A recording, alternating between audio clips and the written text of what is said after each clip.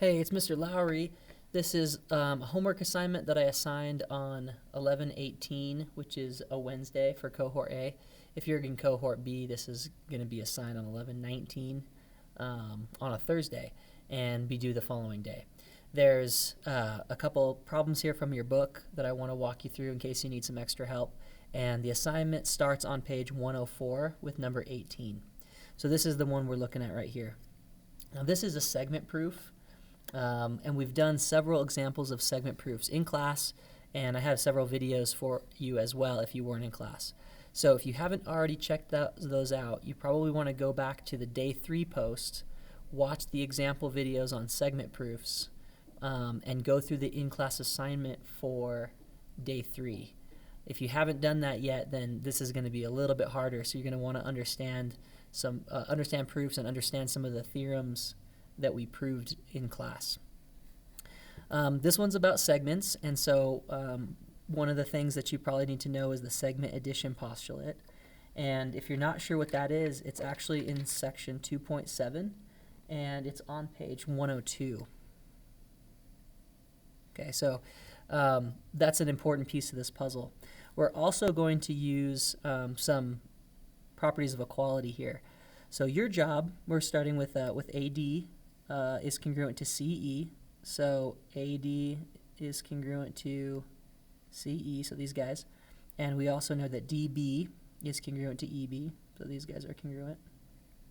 And we want to show that the big guy, AB, is congruent to the big guy, BC. This is almost identical to problem number 8, which I did in an earlier video. So again, you should probably watch that if you haven't already. We want to start here with the given information. So you can see that this is, the given is just going to come from here. This statement, we're basically going to take the given, and we're translating the given from congruent statements into equality statements. So you got to think about what allows us to take a congruent statement like segment AD congruent to CE and turn it into the equation AD, the measurement, equals CE, the measurement. So that's going to go here. Okay, this guy here, the justification for here is a little bit tricky. What's happening is we're taking AD and CE, which are congruent to each other, and we're adding equal measurements. So I'm taking these two segments which are equal, and to AD I'm adding this one, and to CE I'm adding this one. And that's where this statement is coming from. This is actually a property of equality, and I'll give you that hint there. It's a property of equality that you're going to need. Okay, segment addition postulate allows us to relate two small segments to the big segment.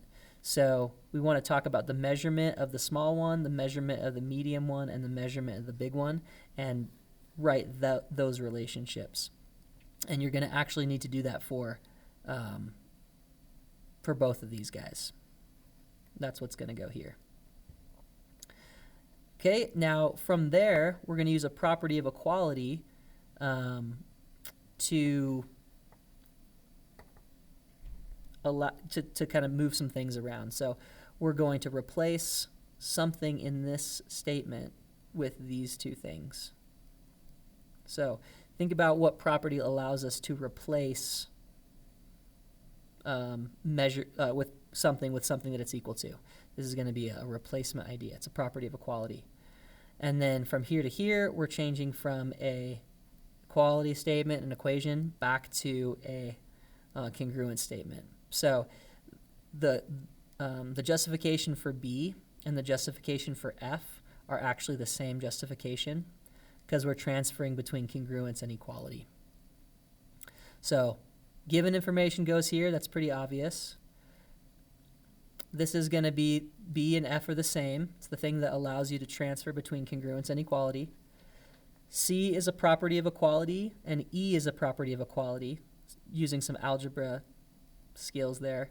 And then to get this guy D, we need to use the segment addition postulate to write about the relationships between the short segments, the long segment, the medium segments, and the long segments. Okay. Again, if you get stuck on there, you should probably go back and check out some of the example problems that I've done in previous videos to help you out. All right, the next section is about a little bit more about angles, and there's a couple really important theorems that I want to point out that are going to be important. These are things that we proved in class, and so if you weren't in class, then you should probably go back and do that in-class assignment where we proved these theorems, and if you need help with that, there's a video that helps walk you through that in-class assignment. One of them is this guy, the supplement theorem. Super important. If two angles form a linear pair, then they are supplementary. Okay, so if you have a linear pair like this, two angles that are adjacent and they're non, this is their common side, their non-common sides form opposite rays. Essentially two angles that when you put together you get a straight line. Those kind of angles are supplementary to each other. So this is an important theorem that you're going to need for your homework. Okay, the other one that's coming from this, this is on page 108 if you want to look that up. The other theorem you're going to need is this vertical angles theorem, which we also proved in class today. So again, go back and look at that in-class assignment, watch the video if you weren't here when we walk through how to prove that. Okay, this one says that if two angles are vertical angles, then they're congruent. So we have vertical angles here. The vertical angles are the ones that are across from each other when these two lines intersect. So 1 and 3 are vertical angles. They're across from each other. And 2 and 4 are vertical angles. They're across from each other. They're non-adjacent. They share a vertex, but they're not next to each other. So we know that 2 is congruent to 4 and 1 is congruent to 3 by this theorem, which we proved in class today. Okay, so with those two ideas, let's take a look at some of the homework problems here. This is a printout so I can write on it. We start with number 19. So we're going to do 19, 20, 21, and 22, or that's what you're going to do. So take a look at these two angles here, 9 and 10, and you got to determine what kind of angles there are. Well, if you put them together, they form this straight line, so 9 and 10 are a linear pair. Okay, going back to the supplement theorem that we just talked about, what do we know about linear pairs? Well, the two angles in the linear pair are supplementary. So we know that their angles add up to 180. So the measure of angle 9 plus the measure of angle 10 equals 180, which means that this plus this has to equal 180. So 2x minus 4 plus 2x plus 4 equals 180. That comes from knowing the supplement theorem. If you don't know the supplement theorem, then this is kind of hard to solve. Once you have this equation, you can solve for x and then use that x value to find out what angle 10 and angle 9 are. Because we want to find the measure of each numbered angle. So we need to find out what these are in degrees. Solve the equation, plug that x back in here, and figure out what degree measure those angles are. Do the same thing for number 20, right? These are linear pairs. So use the supplement theorem. Their measures add to 180, and you can set up an equation that way. Okay, 21 and 22 are similar to each other, but different from these two. Notice these are not linear pairs. These are vertical angles, and these are vertical angles. So there's a different relationship here. The vertical angles theorem says that vertical angles are congruent. These two angles have to be congruent, which means their measures are the same. So the equation I set up here, instead of using 180, I'm going to say that 2x plus 94 is equal to 7x plus 49. So here I'm setting the two measurements equal to each other because vertical angles are congruent. Over here, I add the two angles together and set them equal to 180 because they're supplementary. We're going to solve this equation for x. We're going to plug in that x, and then we're going to figure out what the measures of these angles are.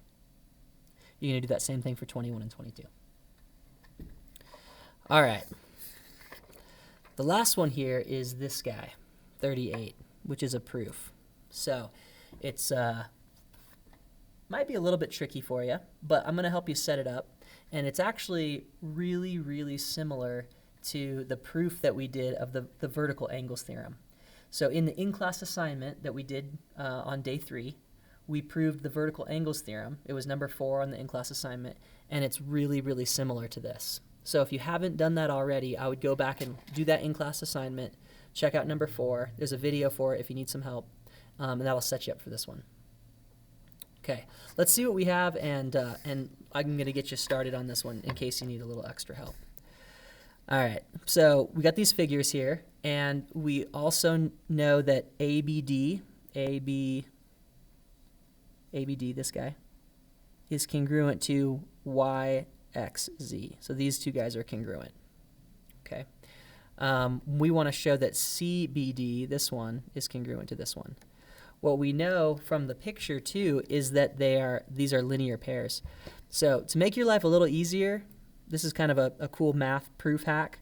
I'm going to call this 1, 2, and this one 3, 4. That will just help with the namings a little bit.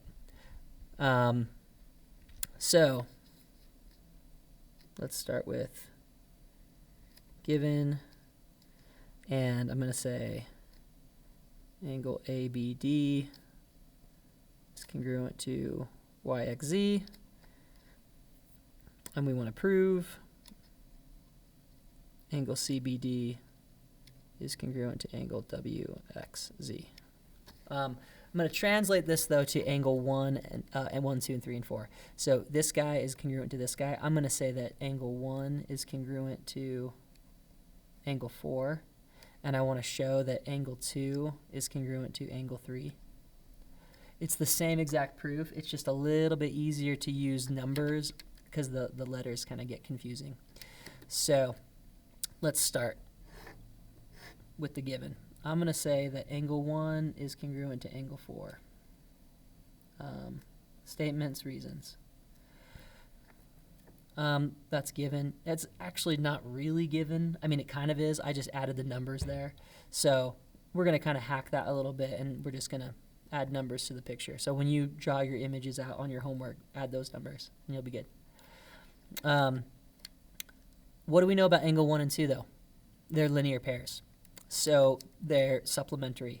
So I would say that angle 1 and angle 2 are linear pairs. And I'm going to say in the same step that angle 3 and angle 4 are linear pairs. The reason I can say that is because I know what a linear pair is, right? These are two angles that come together to form opposite rays. So this is basically the definition of a linear pair. I can see that they are because they form a straight line. So we're going to go def of linear pair. Okay. Step 3, I'm going to use the supplement theorem. So one of the theorems that we proved, that we just talked about a minute ago, is that linear pairs are supplementary, which means they add to 180. So I'm going to say the measure of angle 1 plus the measure of angle 2 equals 180. The measure of angle 3 plus the measure of angle 4 equals 180. Okay? This is going to be the supplement theorem.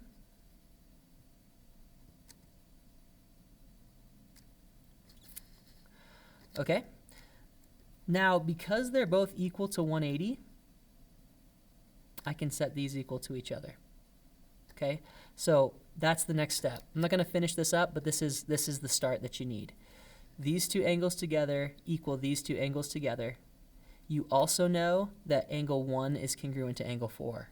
So at some point, you could have done this in step 2, but we didn't. At some point, you need to say the measure of angle 1 is equal to the measure of angle 4. And then you can do some stuff there. So use a substitution here, get an equation with these two equal to these two, and then you're going to manipulate it until you get here. What we want to get is angle 2 congruent to angle 3. So that's pretty dang close. If you not sure how to do that, again, I would go back and check out the in-class assignment because this is really similar to one of the proofs that we did. It's actually it's kind of similar to the vertical angles theorem proof. So go check that out and see what you can see what you can do on this one. If you get stuck, try something. It's a little scary, but don't leave anything blank. See if you can get the rest of the way. It's better to try and fail than to not try and leave something blank. So that should help you get started, get you most of the way through the assignment, and thanks for watching.